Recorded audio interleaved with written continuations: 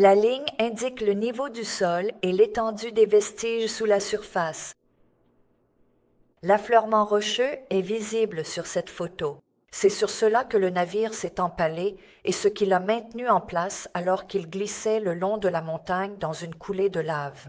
Les effets de la collision étaient clairement visibles en 1985, lorsque Ron et ses associés ont effectué des balayages au détecteur de métaux et relié le schéma des relevés à l'aide de rubans.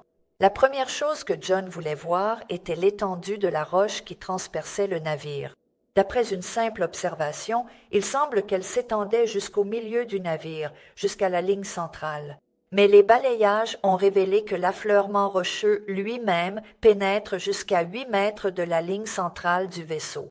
Une partie supérieure de cette roche s'était détachée et était tombée sur la surface supérieure du navire, donnant l'impression que la masse rocheuse totale est en réalité beaucoup plus grande et qu'elle s'enfonce dans le navire plus loin qu'elle ne le fait réellement.